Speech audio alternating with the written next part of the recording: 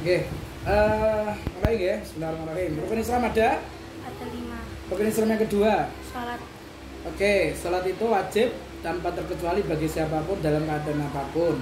Seorang muslim wajib sholat ketika dia Balik atau berakal. Oke, berakal berarti tidak gila. Balik, sekarang tinggal balik. Balik itu butuh atau tanda-tandanya atau ada anak yang sudah balik. Tanda-tandanya balik itu ada berapa? Ada 3. Apa saja? Yaitu keluar mani usia 9 tahun bagi laki-laki dan perempuan, haid setelah usia 9 tahun bagi perempuan, dan usia 15 tahun bagi perempuan dan laki-laki. Oke.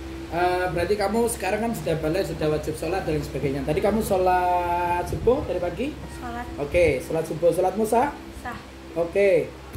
Kamu mengatakan sah berarti kamu harus tahu timbangannya sah atau syarat sahnya sholat. Sholat dikatakan sah kalau mencukupi syarat, gitu.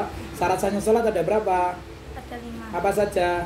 Yaitu suci dari hadas dan najis, menutup aurat, tempatnya suci, mengetahui masuknya waktu sholat, menghadap kiblat. Oke.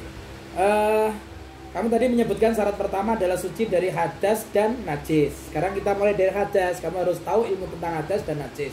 Hadas ada berapa? Ada 2. Apa saja? Hadas kecil dan hadas besar. Apa hadas kecil? Hadas kecil yaitu yang mewajibkan untuk wudhu, Hadas besar? yang mewajibkan untuk mandi. Oke, hadas kecil sekarang. Hadas kecil kamu tadi mengatakan satu yang mewajibkan wudhu, hadas kecil. Berarti kamu harus tahu, paham ilmu wudhu. Kita mulai dari wudhu. Wudhu ada rukun atau fardu? Fardunya wudhu ada berapa? Ada 6. Apa saja?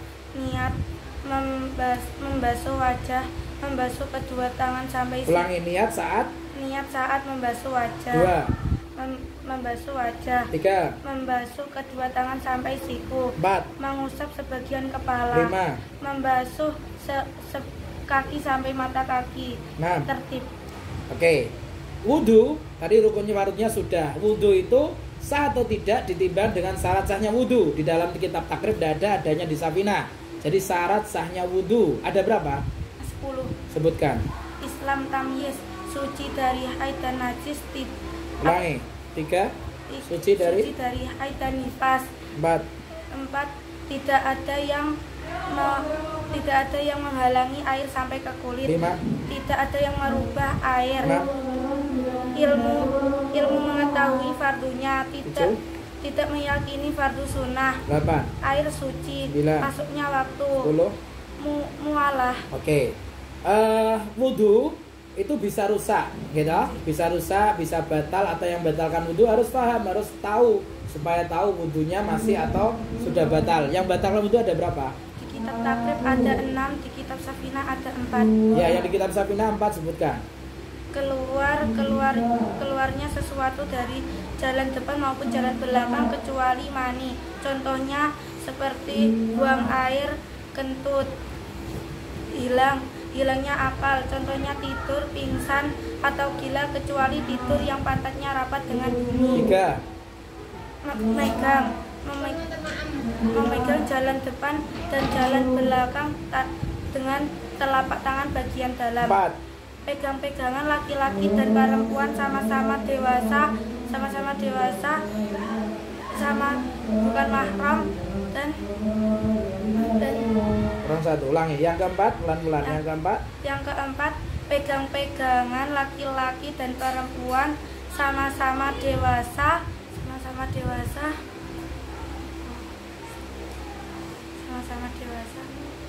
tanpa penghalang dan bukan mahram. Ya.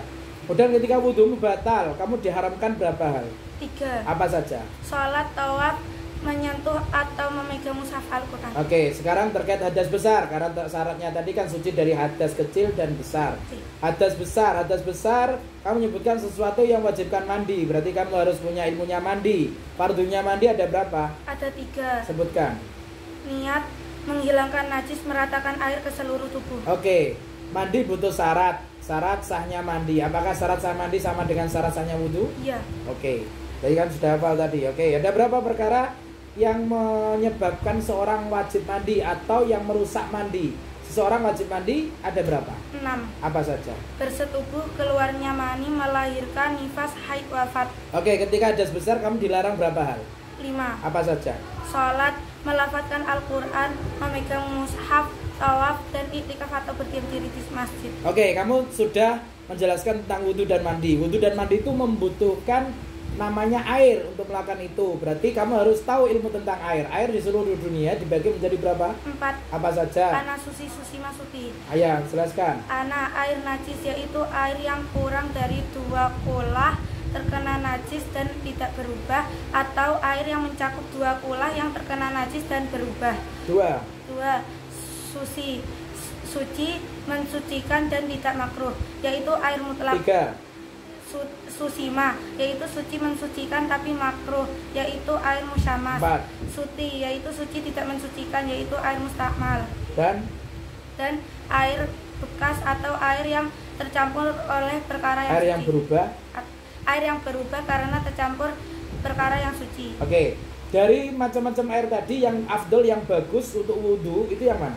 Air mutlak, Yang mutlak, yaitu air suci yang mensucikan dan Iya. tidak makruh. ya disebut air mutlak. Mutlak. Ada berapa air mutlak? Ada 7. Sebutkan. 5S. Embun, hujan, sumber, sumur, sungai, segara, dan salju. Oke, kalau tidak bisa menggunakan air atau air tidak ada, maka menggunakan debu yang disebut tayamum. Berarti harus tahu ilmu tentang tayamum. Syarat diperbolehkan atau syarat sahnya tayamum ada berapa? Ada 5. Apa saja? Mencari air, tidak dapat menggunakan air dan tidak ada air ketika setelah mencari. Waktu masuk sholat. Waktu masuk sholat. Karena ada uzur, contohnya sakit atau perjalanan. 5. Debu suci, apabila terkena najis dan pasir maka tidak sah. Oke, selain syarat, kamu juga harus tahu fardunya tayamum. Ada berapa fardunya tayamum? Ada 4. Apa saja? Niat, membasuh ke muka, mengusap muka, membasuh kedua tangan sampai siku-siku, Mengusap, nah, tidak ada basuh. Ulangi. Ada berapa? Sebutkan. yaitu 1, niat, 2, mengusap wajah, 3. mengusap kedua tangan sampai siku-siku dan tertib. Oke. Yang batalkan tayamum ada berapa? Ada 3. Apa saja? Murtad, semua perkara yang membatalkan wudhu dan melihat air selain di waktu sholat. Oke. Kembali ke syarat sahnya sholat. Yang pertama sudah beres, hadas, najis, hadas sudah beres. Najis sekarang, najis ada berapa? Najis ada 3. Oke, apa saja? Mukhafafah, yaitu hadas ringan, najis ringan, yaitu air kencingnya bayi laki-laki yang belum berusia 2 tahun, belum makan apa-apa kecuali ASI ibunya. Oke, kalau munggoladah, najis munggoladah dan cara mensucikannya. Najisnya air dan babi. Tadi mukhafafah cara mensucikannya? Cukup dibersihkan air saja. Oke, munggoladah jelaskan dan cara mensucikannya. Najisnya anjing dan babi.